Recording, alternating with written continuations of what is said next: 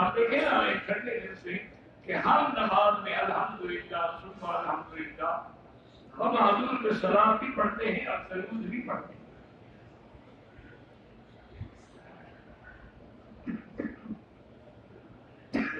ہر مسلمان کوئی بھی نماز ہے، فرض ہے، واجب ہے، نفل ہے، سنت ہے، تو سلام بھی پڑھتے ہیں کہ السلام علیک ایھا النبی ورحمۃ اللہ وبرکاتہ. یہ سلام ہو گیا. آگے پھر ہم درود بھی پڑھتے ہیں کہ اللہم صل علی محمد وعلی آل محمد کما صلیت علی ابراہیم. لیکن یہ سلام اور درود ہم بیٹھ کے پڑھتے ہیں یا کھڑے ہو کے پڑھتے ہیں؟ اور اگر کوئی آدمی نماز شروع کرے اللہ اکبر تو سبحانک اللہم کے بجائے وہ شروع کر دے السلام علیکم ایھا النبی ورحمۃ اللہ سے نماز ہو جائے گی. کیوں؟ اس نے مخالفت کی ہے سنت رسول. بس یہی ایک بات ہوتی ہے سمجھ گئے. تو ابھی ہم تو ضرور پڑھ رہے ہیں. اسی طرح رجب کی 27ویں رات کو معراج منانا یہ بھی ہے. پہلی بات تو یہ ہے کہ معراج جو ہے وہ کوئی 100% ہمارے پاس یقین نہیں ہے کہ 27 کی رات تھی. اللہ عالم اور کی رات ہو. اور دوسری بات یہ ہے کہ معراج کے بعد اگر معراج کا جشن منانا، معراج کے نام پہ جلوس نکالنا، چاندنیاں کرنی اور لائٹنگ کرنی، تو یہ تو عیسائیوں کا طریقہ ہے کرسمس پر. اللہ کے بندے اگر یہ دین ہوتا ایمان سے کہیں کہ حضرت ابو بکر، حضرت عمر، حضرت عثمان، حضرت علی نہ کرتے، انہوں نے تو جشن نہیں منایا. تو ہم جو جشن منا رہے ہیں کس بنا پر؟ تو یہ معراج کا جشن منانا 27 رجب کی رات کو بطور خاص، یہ بھی خالص بدعت. بلکہ آپ دیکھیں گے انشاءاللہ اگر زندگی رہی، ہم نے تو اللہ کا شکر ہے کہ نمازیں 27 کی رات رجب کے لیے، رجب کے عمرے کے لیے لوگ پتہ نہیں کتنے کتنے دور سے آتے ہیں اور اتنا رش ہو جاتا ہے کہ بعض لوگ بندے بے ہوش ہو جاتے ہیں. جی 27 رجب کی رات مبارک. اچھا اور ان بدبختوں کا حال دیکھو، ساری رات عمرہ کرتے ہیں، فجر کی نماز نہیں پڑھتے، یا سو جاتے ہیں یا چلے جاتے. جب تم نے فجر کے فرض نہیں پڑھے ہیں کیا عمرہ تمہارا اور کیا حج؟ بلکہ امام احمد بن حنبل رحمۃ اللہ علیہ تو اس مسئلے میں اتنے سخت تھے کہ کوئی آدمی آ کے پوچھتا کہ جی میرا باپ مر گیا ہے، میں اس کے لیے عمرہ کر سکتا ہوں؟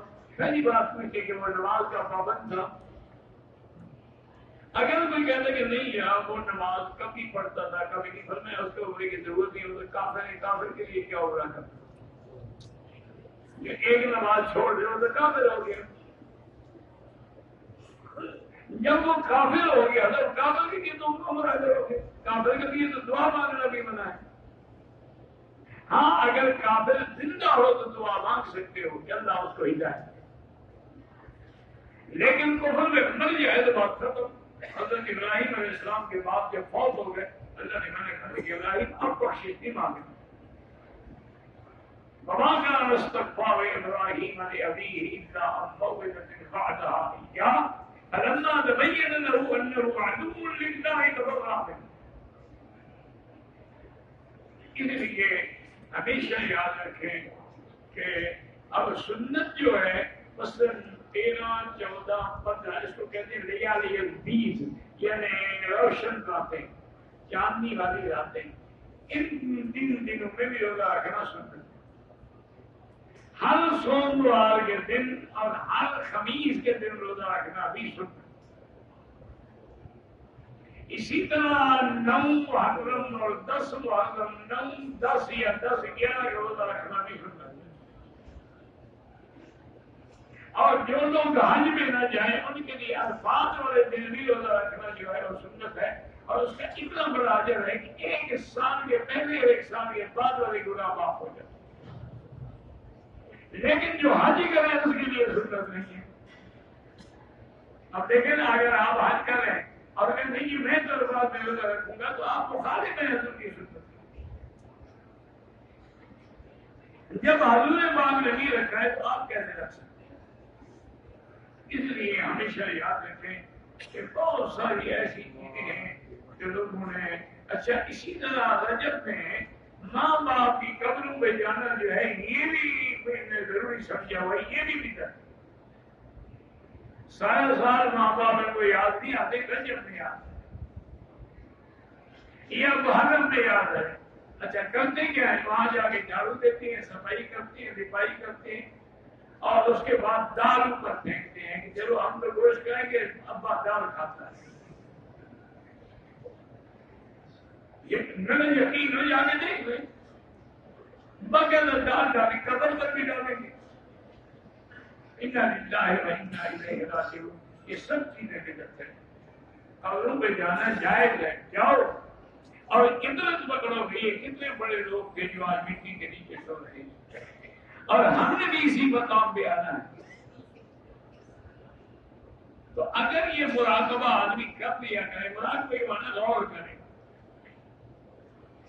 کہ میں نے مرنا ہے، یہ 5 منٹ کا مراقبہ کر لے تو لاکھوں گناہوں سے بچ جاتا ہے۔ گناہ تو ہوتے ہی تھا پہلے، جب آدمی کا دماغ ہوتا ہے کہ بابل کا عیش کوش کہ عالم دوبارہ نہیں، جب کوئی مزے کرتے ہیں کل تو پھر سے عالم نہیں ہوگا۔ تو بہرحال یہ تمام بدعات ہیں، اور اللہ تبارک و تعالیٰ کے نبی نے فرمایا ہے کہ من احدث فی امرنا ھذا ما لیس منہ فہو رد۔ ہمارے دین میں جو کوئی نئی بات نکالے وہ مردود ہے، اللہ کے ہاں مقبول نہیں ہو۔ اور اسی طرح ہم نے فرمایا کل محدثۃ بدعہ، ہر نیا کام بدعت ہے، وکل بدعۃ ضلالہ، اور ہر بدعت جو ہے وہ گمراہی ہے۔ اور ایک روایت میں ہے کہ کل ضلالۃ فی النار، پھر ہر گمراہی کا ٹھکانہ جہنم ہے۔ اللہ ہمیں بدعات سے اور اللہ ہمیں خرافات سے محفوظ رکھے۔ اللہ